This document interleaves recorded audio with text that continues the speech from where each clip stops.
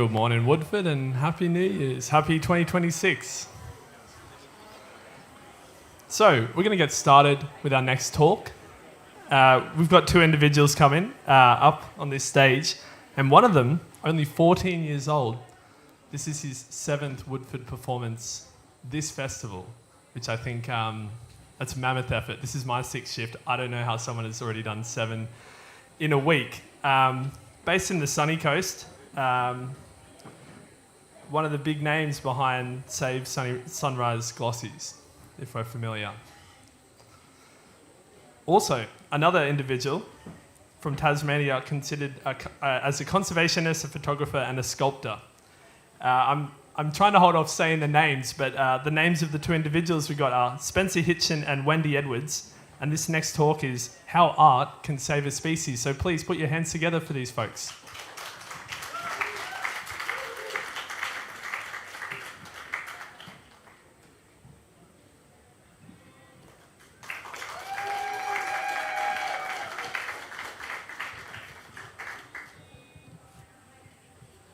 Hello. Hello everyone. Thank you so much for coming, everyone. I'm here with Wendy today, which is absolutely amazing. As I said, this is the 7th thing I've done here at Woodford, and it's been such an incredible Woodford this year. Who's had an amazing Woodford? It's been absolutely awesome. So amazing to share my journey in conservation and my photography and everything with you all this year. I'm a conservationist, environmental educator and photographer from Sunshine Coast, and I absolutely love Woodford, especially because you get to go frogging when you're not going to see music or talks and different things, and birding as well. And I love going out in nature and taking my camera. And I've always loved nature for as long as I can remember, and that's really how my journey started. And I'm here with Wendy, an amazing mosaic sculptor from Tasmania. Hello. Hello, everyone. Fabulous to be here in Woodford. Spencer came to my workshop in Tasmania last year and asked me if I'd come up here. And it's quite amazing to come up. I flew up on Boxing Day, 9 degrees, horizontal sleet to wonderful Woodford, which is quite warming. But I'm based in southern Tasmania. I'm a ceramicist, make large sculptures. I live in the southern area of Tasmania, which overlooks the Dontracasto Channel, beautiful waterway, and it's that. And I live on 100 acres of conservation forest, and it's the waterways and the forest that really inspire my artwork, and and eventually just set up the situation where Spencer and I met each other. Absolutely. It's been so amazing to be here at Woodford with Wendy, and she's come all the way from Tasmania, which is so incredible. And so, Wendy, we were talking a bit before about this, so can you share a bit about how your art started? So I ran away to sea in my mid-20s on a boat that my husband and I had built, and we went sailing for 6 years, from Hobart. We were going to sail to the UK, but made it to Bali and decided that we'd come back because it wasn't creative enough on a 24-foot boat with no standing headroom. And we had a block of land which we were talking about, what type of house we would want. And at that stage, my bathroom was a small bucket was my toilet, a larger bucket was my bath. And so all I thought was, I want a beautifully mosaicked area which will be, serene to be in after 6 years of just having a bucket. My husband gave me a book on how to do mosaics. And so my first mosaic was to make something for that bathroom.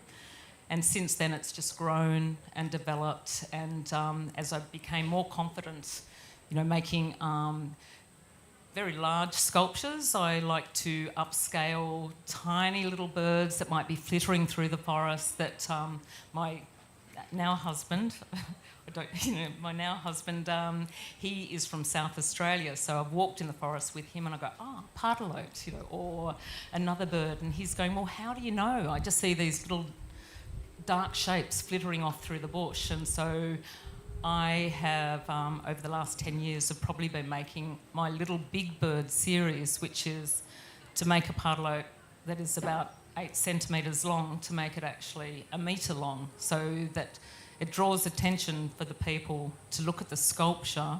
And then, even though now I make ceramic components and glass over steel armatures, I make small components in the mosaic form and then set those onto the sculptures, which the feathers of the birds will be the environment that they come from.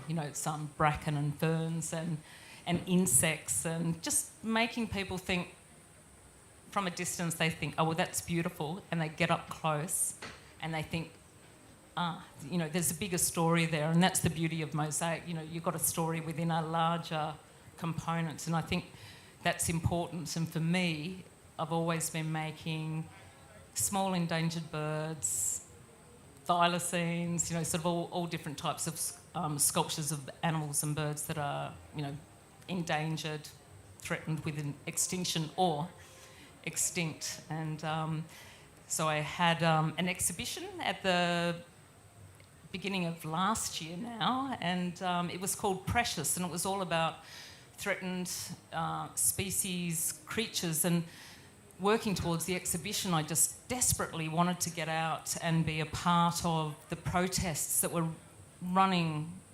hot and furious about the threatened Maugean skate, which led to our getting together. But I made one small, I called them a plight of skates rather than a flight of skates, on the wall of my workshop. And during the exhibition, I actually sold more Maugean skates than there were in Macquarie Harbour, which is this one small isolated spot where the skate is found.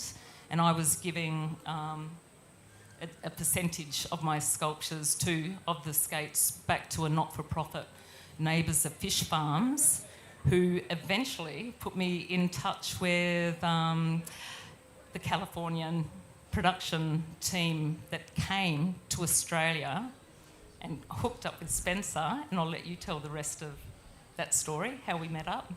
Yeah, it was pretty amazing to meet Wendy down in Tassie as part of the filming for that project. We'll talk a little bit more about that later. This is the boat that Wendy first sailed in that gave her the inspiration to come and have a proper bathroom. So there you go, and that's how her art, like this beautiful sea eagle, started. And for me, my conservation journey started because of this incredible bird. Who knows what these birds are? Couple of people. So this is an amazing bird called a glossy black cockatoo, and absolutely incredible birds. I fell in love with them the first moment. Glossy Bob, who went to my local environment group, he took me to see these glossies, and they're just incredible. And one afternoon, Bob and I were observing the glossies. They came in to drink, and then this particular pair, which I named the Tea for Two birds, flew up into a black she-oak Alocasarina tree to feed after drinking, which they sometimes do. And Bob told me that this tree they were feeding in, along with the entire 5.8 hectare forest, would be destroyed.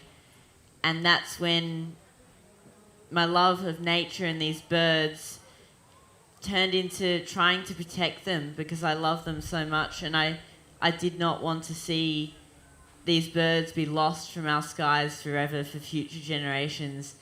And that's how I started conservation. My first acts to save the glossies was art.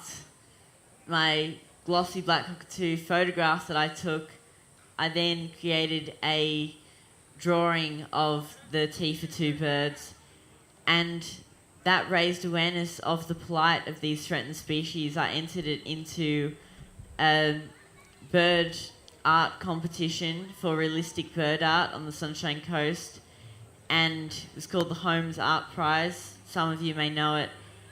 And it was the runner-up, which was absolutely amazing to raise awareness of the glossie's plight. And then I went on to create a second artwork of the glossies after that as well, to continue raising awareness. But very sadly, the habitat that I loved and was so critical for the glossies was destroyed. And you can see here, this is one of my photographs documenting the destruction of that habitat, which was so sad.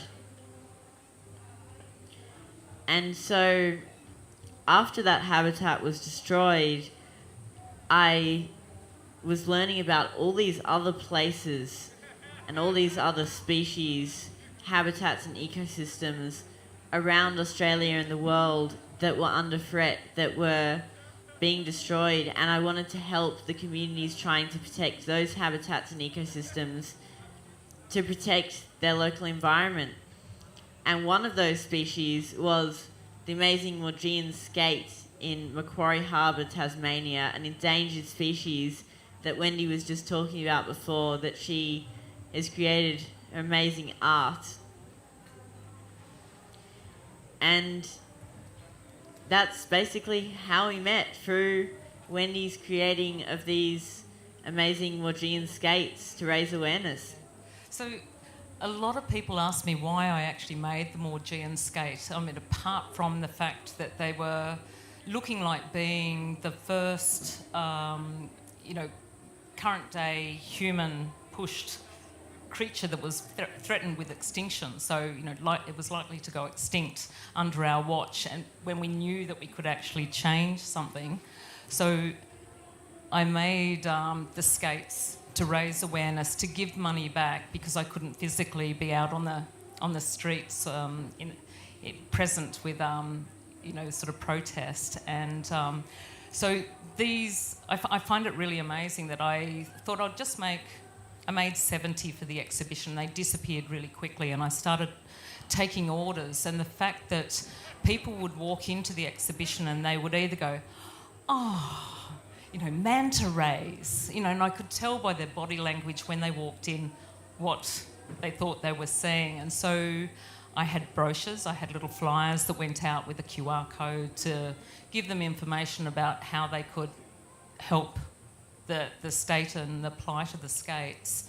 And it was just this wonderful thing of the skates have gone to Europe, they've gone to Western Australia, they're up in Darwin, they've gone to all of these different places. And I find it just incredible that that art can start a conversation, and that which sometimes what you're hearing on the news and different movements and groups, that sometimes there's so much strife everywhere that you find it hard to take it all in. But if you have a thing, and the skate, I'd never seen a Maugean skate except for a couple of photographs. The creatures that dwell under this black tannin-stained waters on the west coast of Tasmania. So hardly anybody's seen them, and there were 3 photos I could find online. So this is my interpretation of the skate, but I don't think that matters. Like, it's a symbol of, what's down there, what's unseen. Is it just the skate? Is it, also what it's feeding on is habitat, and a symbol of all, threatened and endangered ecosystems. And yeah. Absolutely, Wendy. And you mentioned the skates' food there, also unseen. They only feed on one species of crab. So pretty amazing, very unique species.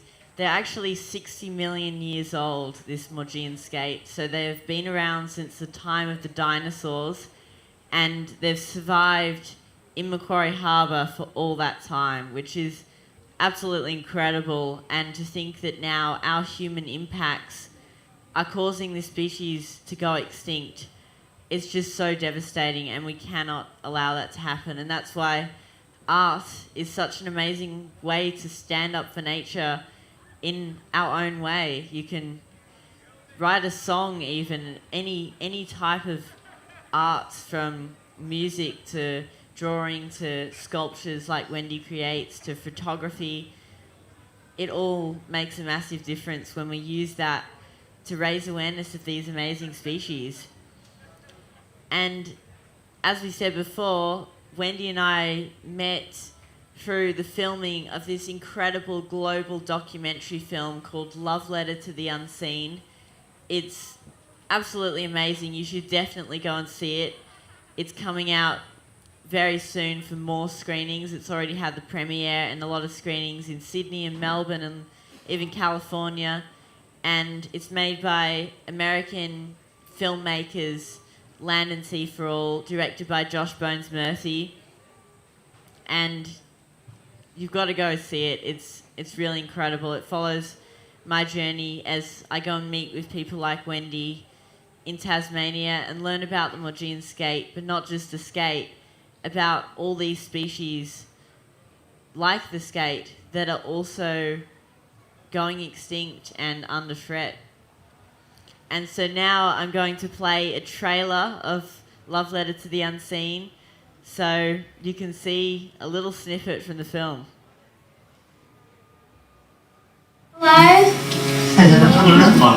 I first got into my conservation work through photography. That's when I learned about the Maugean skate in Tasmania. It's the most likely species to actually go extinct. It's only found in one place, and it happens to be right here. Extinction salmon! We shouldn't be letting this happen. This next generation will do some magical things, but we got to allow them to do it and let them lead us.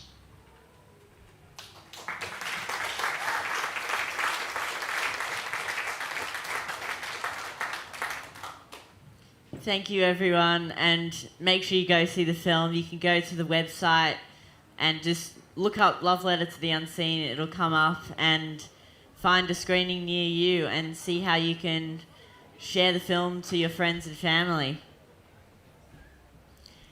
And this, some of you may have seen this. This is a Maugean skate cake that I made for the Threatened Species Bake Off, which actually won the People's Choice Award, which was really amazing. And that was another form of art, which was quite unexpected, really, but that raised awareness of the skate to others and helped to let people know about the new film, Love Letter to the Unseen. So that was very fun to make and very delicious to eat. So, yes, we had a lot of cake, I can tell you that. And Wendy's made these amazing skate sculptures as well. Can you tell us a bit about that, Wendy? So I had started one of these and was hoping it was going to be in the exhibition because I was thinking about the Tasmanian tiger. Tasmania has a certain history of, you know, wholesale logging, cutting down the trees, you know, our waterways have just been given over to the fish farms. So in our early history, the poor old thylacine, or the Tasmanian tiger, had a bounty put on its head by the government, you know, to go out and, kill them for, I think you got a penny a pelt or something like that.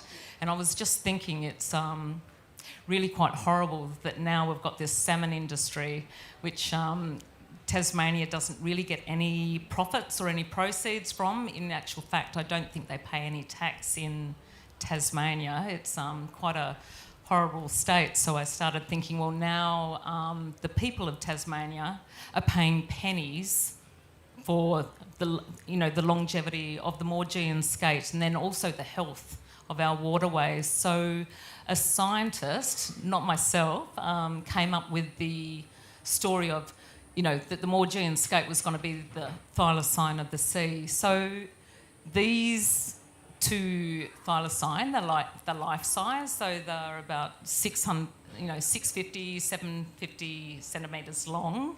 But the components that they're made up with are, because the skate itself is, it's been in existence for 60 million years, and on the skate itself it's made up with serpentine stitchtite, which is a stone that is only found on the west coast. It's got ammonites, which are 66 million years old. So I've made it up of all of these components and elements of what could have existed. There could have been a crossover, definitely, of ammonites and Maugean skates at some stage in their prehistory as well. And then of course it's got pebbles of the forming the Tasmanian tiger stripes on it. So I thought it was nice, powerful.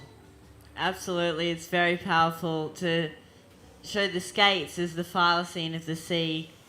As we can see, these are another one of Wendy's amazing artworks of the actual thylacines, and that's basically what the skate is going to be. It will be the thylacine of the sea if we let it go extinct.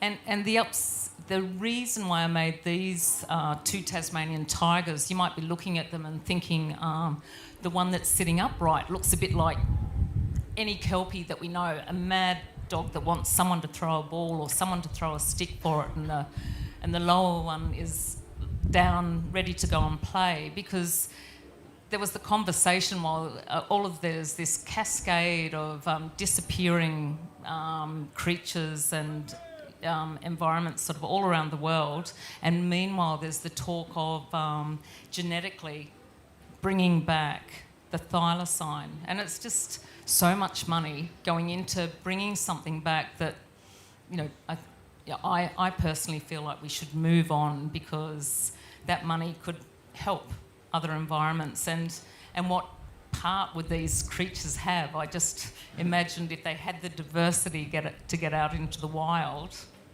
they'd have no place. Would they be around our rubbish bins, rattling the rubbish bins looking for food or scavenging? I think the money should be going into helping the glossies. We should be protecting the species that are going extinct right now, that we have a chance to save. Yeah, absolutely. We shouldn't be, we need to be protecting these species that are going to be lost, rather than trying to bring back others that have already gone extinct because of our actions. Yeah.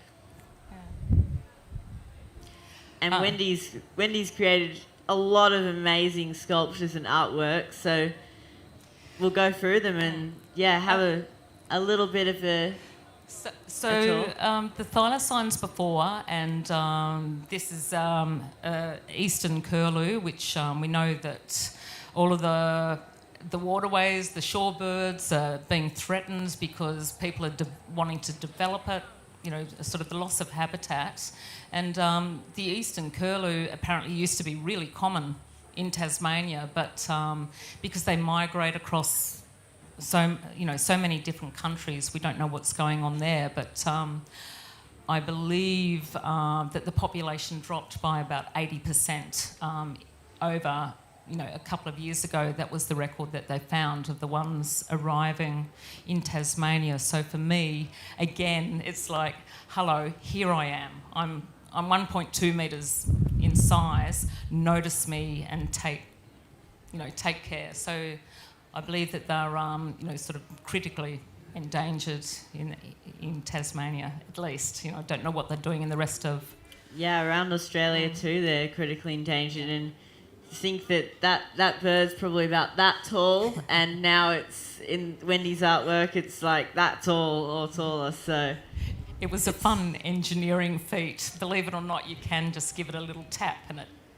Yeah, those legs, that would be difficult to balance on, I reckon, but perfect for the eastern curlew to actually walk on the mudflats where they feed. This is another one of Wendy's sculptures featuring different species and threatened species from Tassie. And this is in a school, isn't it, Wendy? So Tasmania has this really fantastic thing of every time there's public art works, building works, they put a certain percentage into public art. And so I received the commission to do something for a primary school to help kids imagine and play. So this is the game that everyone's probably played with a piece of paper. You fold it up, you make your imaginary creatures, and so yes, it's just this thing of turning it, changing the creatures, making children think actually about nature. I was hoping that worked.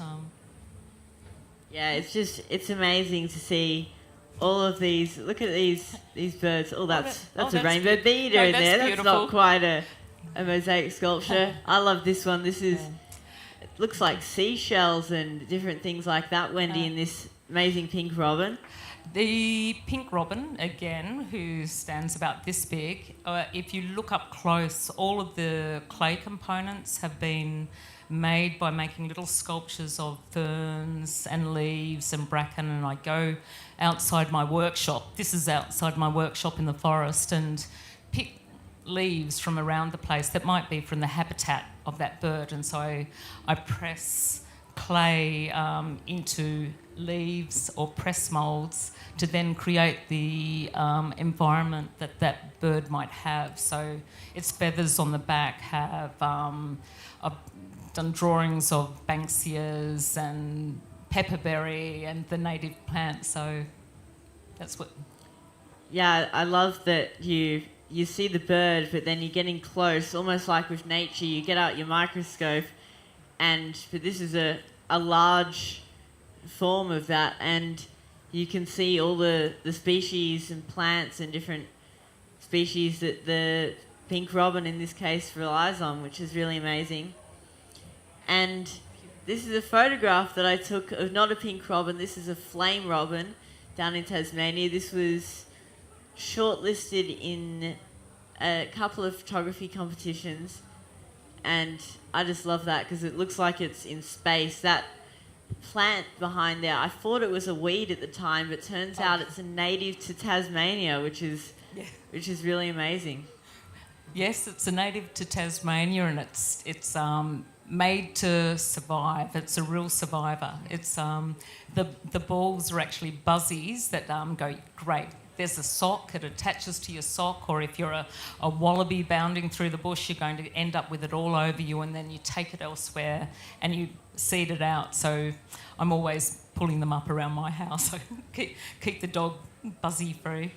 Yeah, it's a very ingenious plant to have that kind of that seeding mechanism, and a native, which is really amazing. That was on Maria Island in Tasmania. And look at this, an amazing spotted pardalote as well. So that one is actual size. That is a small one rather than full-size bird.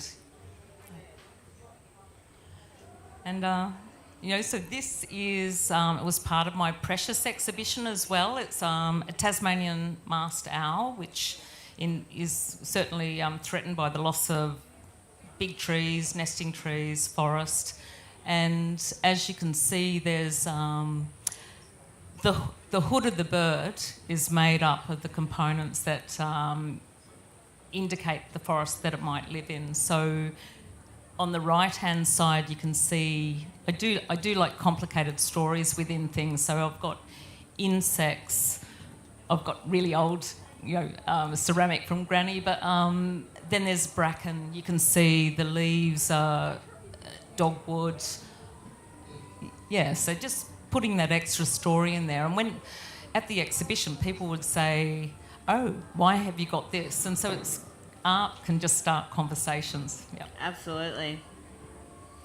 I love this photograph that I took in my local Wallam ecosystem, because what can we see there? See those in the wings? There's something there. Can everyone see that?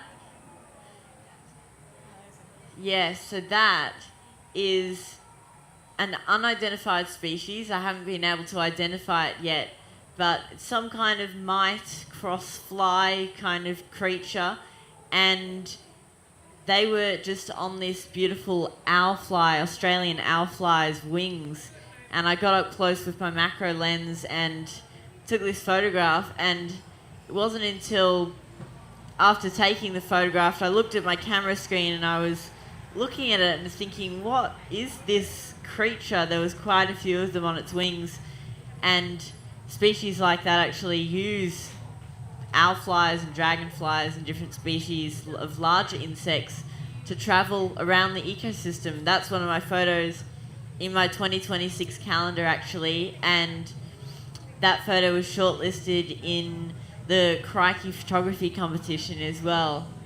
So it's pretty awesome.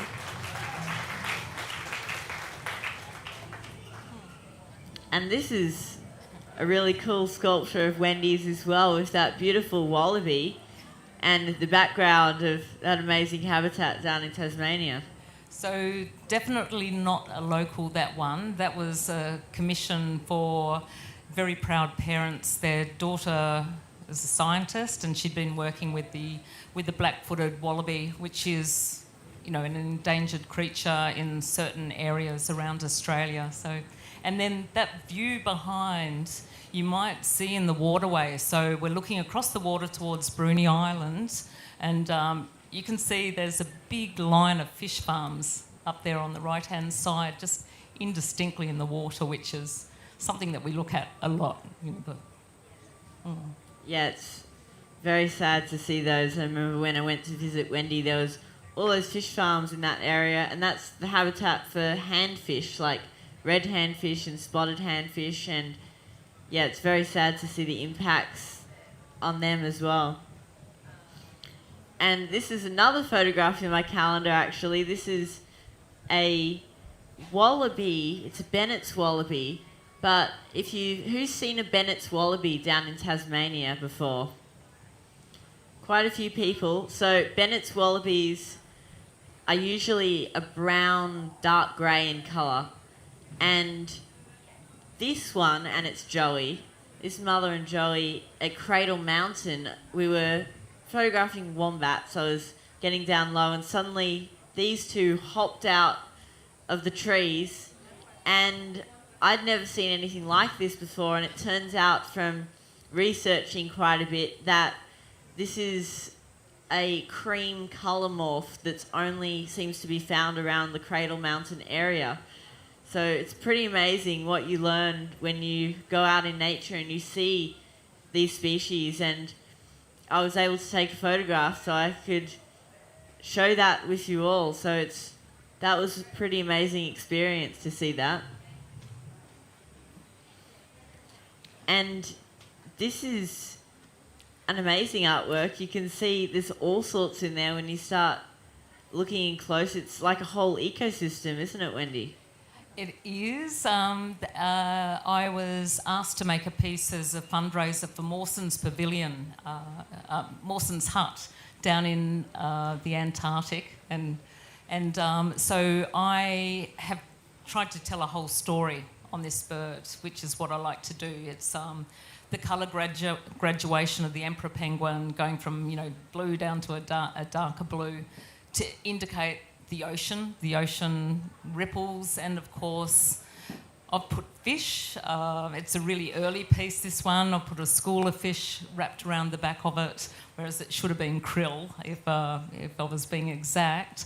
But and the yellow on its chest is the sun, and we've got the albatross sort of flying around its neck, just to tell a story, and rather than people looking and going, lovely colours, just to step a bit closer and have a look and think about the environment that the bird, the sculpture's from. You literally get to see the whole ecosystem that the emperor penguins live by looking at the emperor penguin. It's pretty cool. And this is a photo of, who knows what this frog's called?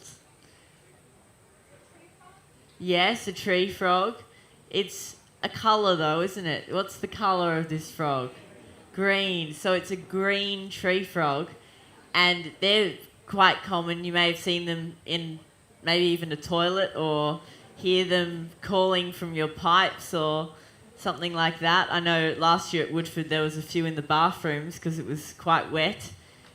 But this green tree frog in particular is on a glass, this sheet of glass that was outside a photography exhibition, actually. It was these glass windows, and it was really bright. There was really bright lights.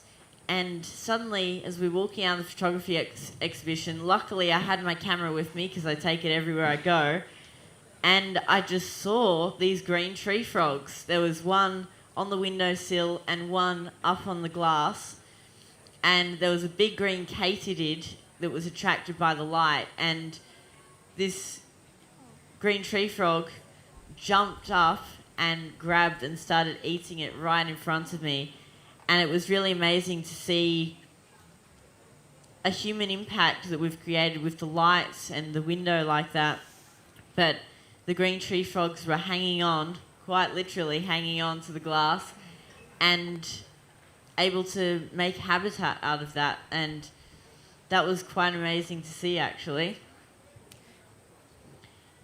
And can you tell us really quickly about this amazing artwork, Wendy?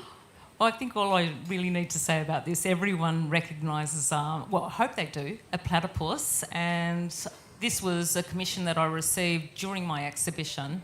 And it was from an American couple. And I'm happy to say that Plato, the platypus, now lives, he's got a wonderful address. He lives in a penthouse overlooking Central Park. And I believe he's very happy. Yeah. That's pretty amazing. And you can see there Wendy's process for doing the drawings and the mock-ups, and then the actual sculpture, which that eye is so incredible. It looks like a real eye. It's so awesome in the light there. And this is another one, an echidna that went to Japan, didn't it, Wendy? Yeah, so I was, selected to be one of 10 mosaic artists from around the world, and I didn't know what to make and what to send, and came up with, well, they have hedgehog cafes over there, and I thought they need to know more about our echidnas. So you can't see the detail on that, but it's got ants all over its spines, and they selected it, and it now lives in the Tajimi Tile Museum in Japan. So hopefully that's another story that'll get people thinking about Tasmania, Australia, different creatures around the world. So, how amazing is that? Wendy's art going around the world.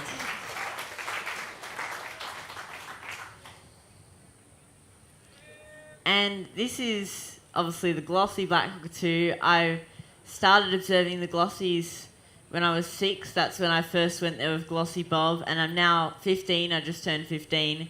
So I've been observing them for quite a while, and every now and then when you're there observing them, when they come in to drink, a glossy will fly. Literally, this was about a metre or probably a metre and a half away from me. It just curved around and flew in and banked right in front of me. And that was just amazing. And that photograph actually won the People's Choice Award in the Australia Zoo Crikey competition. And it's just amazing to raise awareness of the plight of an incredible threatened species like the glossies.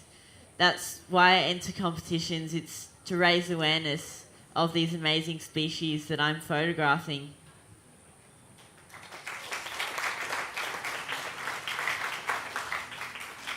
And this glossy, this is a female glossy, the mum of a fledgling that's in our area at the moment, coming in to drink, and you can see the reflection there, which was so amazing to be able to capture that. And there's actually, if you look really closely, a tiny water droplet just about to hit the water after coming off the glossy's bill.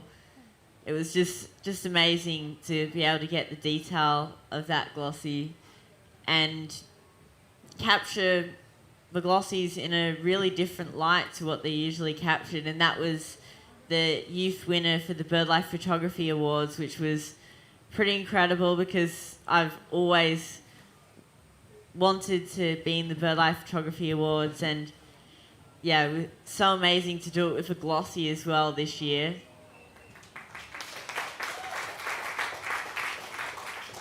And I just want to mention Dr. Jane Goodall, because she was an absolute conservation hero of mine. And for those of you who don't know, she passed away earlier, a couple of months ago, and just really sad to lose an incredible conservation hero like Jane. But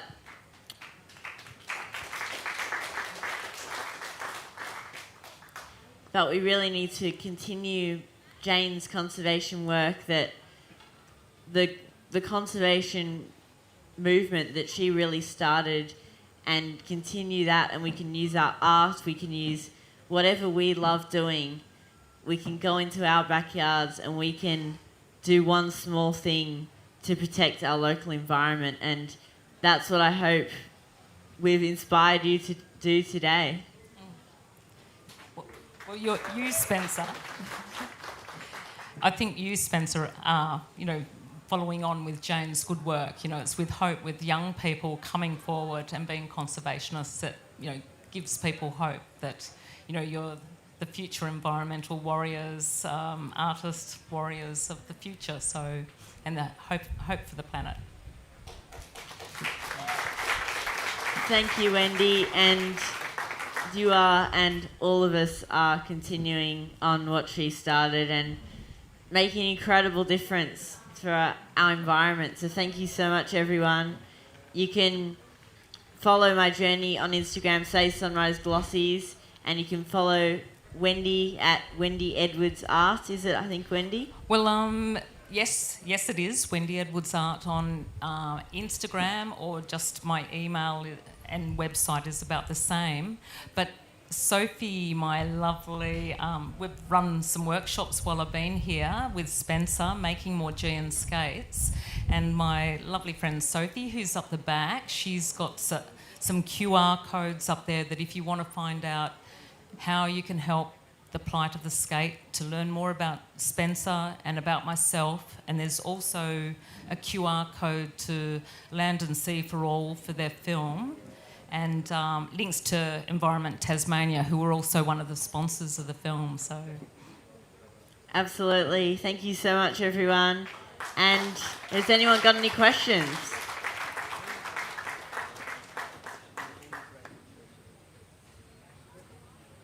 We'd love to speak with you all and answer your questions and have a bit of a conversation. So please raise your hand, and I can see a couple already. We're just getting the microphone, it's coming round.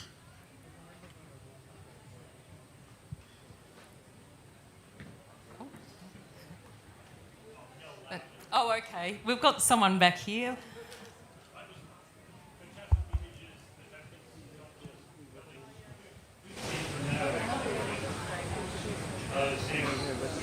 How can we get those images, photographs, sculptures? How do you use social media, Spencer, in a way that I see these things, and you too, Wendy? What mechanism? Where do we put the sculpture? Where do we put these figures? Oldies, like, we don't use social media. Can you advise us on that? Well, I have social media, Say Sunrise Glossies, and I share videos on there which Mummy and Daddy share with everyone on there, because I don't post it, obviously. And I make videos going out in nature, sharing my photography and adventures really out in these incredible ecosystems that I've been fortunate enough to visit, like down in Tasmania, or mangrove ecosystems, and Wallam, obviously the Wallam ecosystem that I've been trying to protect. And I love to share my photography through social media, but also through my calendar. This is my 2026 calendar, which is the 4th calendar I created, and started in 2023, and it's really amazing to be able to create a calendar that it's not just photographs, it's my observations and different tips and helpful hints on how you can create habitat in your garden, or get out there in nature and record your sightings and be a citizen scientist and observe, learn and protect your local environment. So I share my photography and observations in my calendar, and photography competitions as well. I share my photography, but photography for me and art is a way to share the message of conservation and try and connect people to nature, because as a conservationist, it's just an amazing tool to connect people and help them fall in love with these amazing species.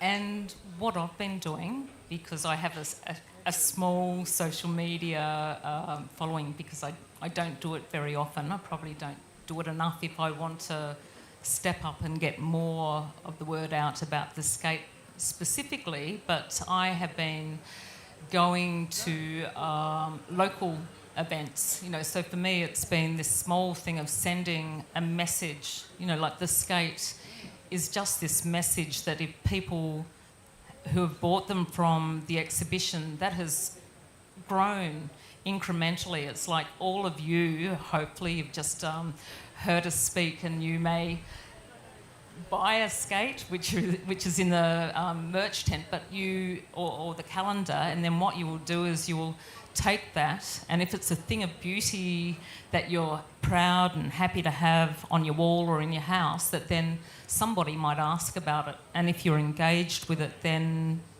so my growth is a slow one, but going to meetings. I recently went to a meeting by the local group who I give 20% of all the sculpture of the skate money to, Neighbours of Fish Farms. They had a public meeting where they had scientists talking about the summer of antibiotics, which is what we're heading up to again. The Tasmania, the loading antibiotics into the fish pens to try and stop the mass deaths that we had of fish washing up on my local beach, and I believe it's just started happening again. But going to public meetings, and then I'm on their site, and then that helps, and you just hope that people, things grow from one small step, and it gets, builds momentum. I'm not quite sure how to build it a lot faster, but by having a more public profile, I guess like you do, Spencer, is a way of getting the word out there. Absolutely, and everything makes a difference. Are there any more questions? There's a lady here.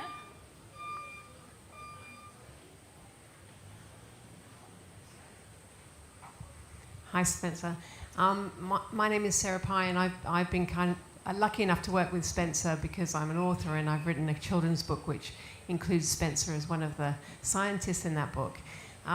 Spencer, I have a question from you, because I've learnt a great deal from you about social media, and the way that you do social media is absolutely impressive, and it's helped me sell the message of Curious Kai Asks Why and help you raise your profile too. But then since we launched that book, the social media ban has come in for young people. So I'm trying really hard to engage young people in conservation, and I know you are too. I'm wondering, how is the social media ban making that harder for you to reach the next generation of conservationists? Thank you, Sarah, for your question, and awesome to be part of Curious Kai Asks Why. It's an amazing book. You should look that up and get a copy. And the social media ban, I think definitely it has a place, and I think social media, I'm not on social media, but definitely it's definitely a problem. But in terms of reaching kids and kids that love nature and things like that, I go into schools and do talks to kids that way, and my calendars, I've got sponsors on the back of my calendar to give calendars out to kids, and I gave over 1,000 calendars out to kids last year. This year I'm hoping to double that. So that helps me to reach kids, and we did a workshop with Costa and a workshop with Wendy with making the skates, and Kirsty and Costa and I did the workshop to Junior Nature Guardians to inspire kids, and there was amazing kids, heaps and heaps of kids that came to that workshop, and so I suppose I'm reaching kids that way, but definitely social media has a part to play in that, and yeah, I'm not sure. I feel if kids, I mean, they're clever, so they find their way around the ban probably anyway, but it would be lovely if the children that aren't on the social media now, that they are being encouraged, like we all should, just to look, get out in the environment, get in the water, put a pair of goggles on and have a look at what's under the surface, go into a forest, and look, and through looking and observing we can care about what we're seeing, and then through that caring we can be encouraged to do something like Spencer was with the glossies, by actually being passionate enough to get out and actually do something about it, and that's hopefully through that ban we might see more engaged people, which will start the community grassroots and percolate up, hopefully. Are there any more questions? Another one just here.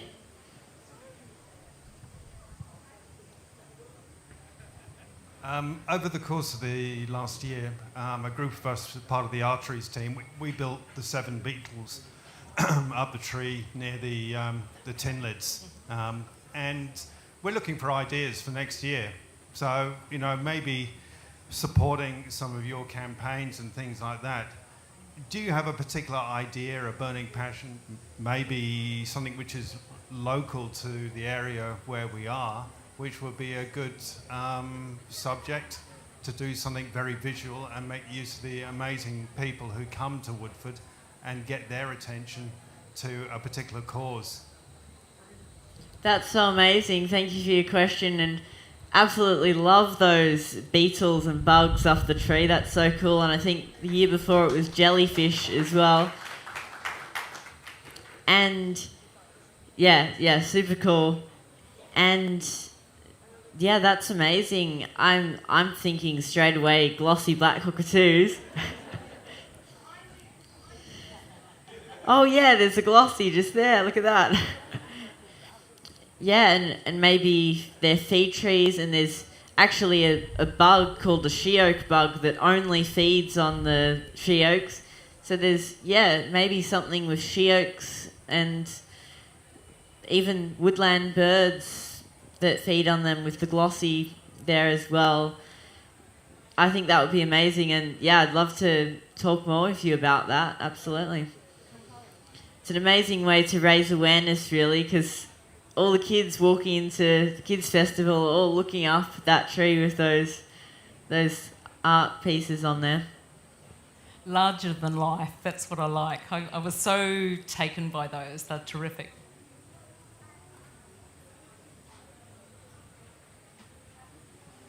Any more? Oh. Spencer, we lost the battle to save the Wallam at Sunrise Beach. Have you noticed what the glossies have done, where they've gone, how their behaviour has changed, or where their habitat has moved?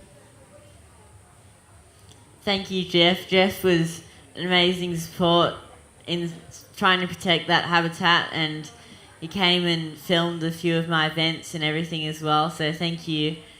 And in terms of the glossies, how they've changed with the habitat, a really immediate thing that I could say is that before the habitat was destroyed, we had quite a large amount of glossy black cockatoos in there that came in from the fire-affected areas, because that was after the 2019-20 bushfires, and we had up to 40 glossy black cockatoos in that habitat.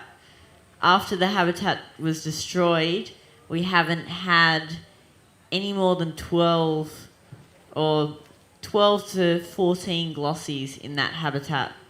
So that's the immediate decline that we can see. That could be that some of the habitat in the bushfires has potentially recovered slightly, so that the glossies have been able to move into parts of that, but really we don't know. We do not know at all where the glossies, where have they gone, how are they doing, have they even survived?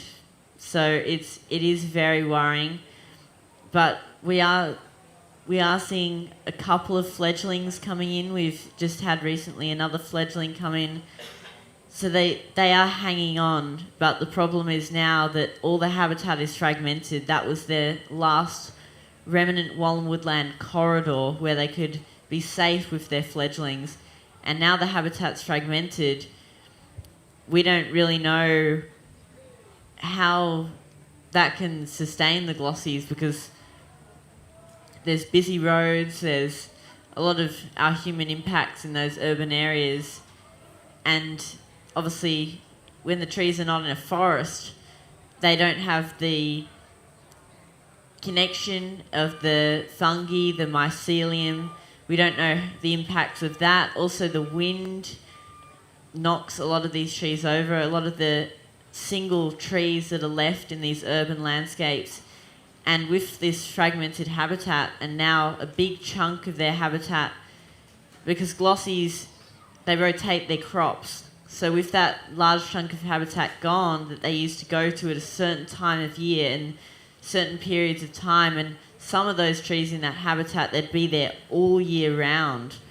So the loss of that habitat has huge impacts upon the entire glossy population and all the threatened species that relied upon it, because now they don't have that critical patch of habitat.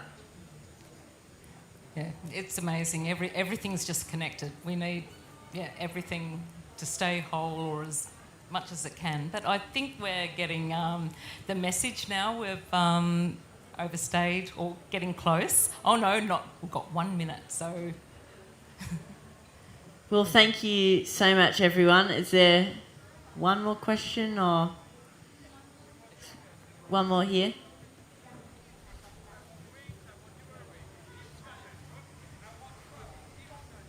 Thank you, Wendy. Thank you, Spencer. This was an amazing talk today. Wendy, what would you say to someone who eats Tasmanian salmon, and how would you suggest they proceed forward after this talk? I would say that if you're eating salmon, you're killing Tasmania, and that is that's a very graphic T-shirt that Sophie's wearing up the end. It's got "Save the Maugean Skate" on the front of a shirt, and on the back of it, it's like eating salmon, killing Tasmania. I think the salmon industry, it's a giant industrial farming which is just using our oceans and waterways as a tip. So if we had a floating pig farm, it's like, would you just allow all of that waste just to fall into the water? And basically that's what's happening. It's using up all the oxygen. That's what's happening with the Maugean skate. It's actually suffocating to death through all of the dissolved oxygen being used up, mainly, majorly by the fish farms. Of course, there are other things like global warming, warming waters, and other issues, but yeah, it's the fish farms. So don't eat salmon, basically, unless it's sustainably farmed and on land or sustainably farmed. But I do believe that there's no sustainably farmed salmon in Australia. Don't eat salmon. Absolutely. Thank you so much, everyone. Thank you for an incredible Woodford this year. It's been so amazing. And the merch fairies are just there. They've got my calendars, and they've also got my glossy black cockatoo socks as well. And I believe they may have Wendy's... No, I don't. Oh, they do. Wendy's skates as well, so you can get everything there. Thank you so much, everyone. Stand up for nature. And one very quick thing, you can sign a postcard on your way out to Minister Watts saying what you feel about what you've just heard about saving biodiversity, and leave it with us and we'll post it. Environment Tasmania will do that on your behalf. Thank you. Thank you so much, everyone. Wendy Edwards and Spencer Hitchin, everybody. Thank you so much. Such an important and informative conversation. Thank you. You can find Spencer on social media at Save Sunrise Glossies. Spencer also has a film that will be premiered various locations throughout Australia over the next couple of months. That's something to keep an eye on, and the name of that film is Love Letter to the Unseen. You can support folks such as these guys at the merch tent, at the merch fairy desk, and I've also been told that Spencer will be to the right of me a bit later on if anyone would like to have a bit more of a one-on-one conversation about what's going on. You may see we have some lovely cameramen all around the room. This talk, among so many other this year, but also many other years, are filmed. They are uploaded to the Woodford YouTube channel, and we all have the opportunity to go back and rewatch and re-listen to these